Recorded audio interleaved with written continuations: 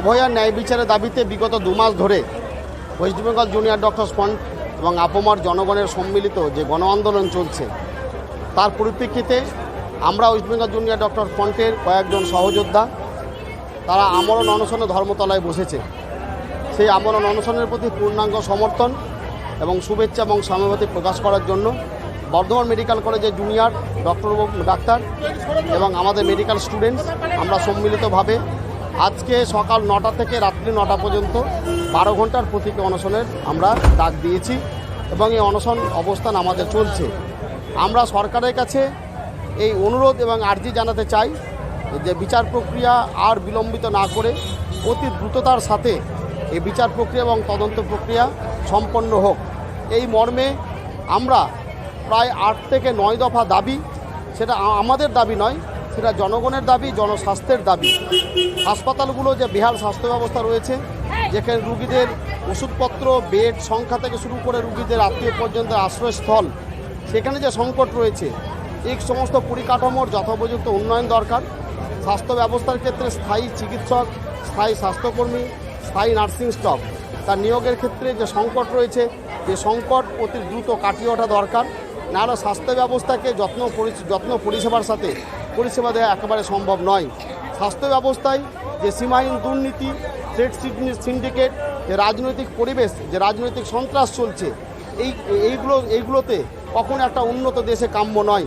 আমরা সরকারের কাছে এই সমস্ত বিষয়বস্তু সব সুবিস্তারিতভাবে আমরা জানিয়েছি এবং এগুলোকে কী করে সমাধান করে আগামী দিনে স্বাস্থ্য ব্যবস্থার সার্বিক উন্নয়ন ঘটানো যায় তার সুনির্দিষ্ট দিক নির্দেশিকা আমরা কিন্তু সরকারের সাথে আলোচনা করেছি। কিন্তু আমরা দেখতে পাচ্ছি যে সরকার অত্যন্ত অনমনীয় এবং অনড়, তাতে একটি বার্তা প্রকাশ হচ্ছে নাকি দেখে পশ্চিমবঙ্গের মাননীয় মুখ্যমন্ত্রী এবং তার নেতৃত্বে পরিচালিত সরকার জনস্বাস্থ্যের প্রতি সংবেদনশীল নন, স্পর্শকাতর নন। আজকে যখন সিবিআই অন্তর্বর্তীকালীন চার্জশিট প্রকাশ করেছে, সেই চার্জশিটেও দেখতে পাচ্ছি আমরা অসম্পূর্ণতা এবং অস্বচ্ছতা। যদিও এটা অন্তর্বর্তীকালীন চার্জশিট, আমরা আশা করব যে আগামী দিনে যখন পূর্ণাঙ্গ চার্জশিট পেশ করা হবে সিবিআইয়ের পক্ষ থেকে, তাকে সমস্ত দোষী এবং ধর্ষকদের নাম নথিভুক্ত থাকবে। যদি না হয় তাহলে আগামী দিনে পশ্চিমবঙ্গ এবং ভারতবর্ষের জনগণ এই বিচার ব্যবস্থার প্রতি কোথাও যেন অনাস্থা প্রকাশ করবে, ক্ষোভ প্রকাশ করবে। আমাদের প্রতিশ্রুতি এবং আমাদের দায়বদ্ধতা, অভয়ার ন্যায় বিচার যতদিন না প্রতিষ্ঠিত হয় ততদিন পর্যন্ত আমাদের এই জুনিয়র ডক্টর এবং গণস্বাস্থ্য আন্দোলন চলতে থাকবে। আমরণ অনশনের ডাক দিয়েছি, আমরা সরকারকে তারও একটা সময়সীমা দিয়েছি। আমাদের প্রত্যাশা যে জনস্বাস্থ্যের কথা মাথায় রেখে, স্বাস্থ্যের উন্নয়নের কথা মাথায় রেখে সংবেদনশীলতার সাথে সরকার যথোপযুক্ত পদক্ষেপ গ্রহণ করবেন। যদি তা না হয় তাহলে আগামী দিনে এই জুনিয়র ডক্টর আন্দোলন আরও তীব্রতর হবে।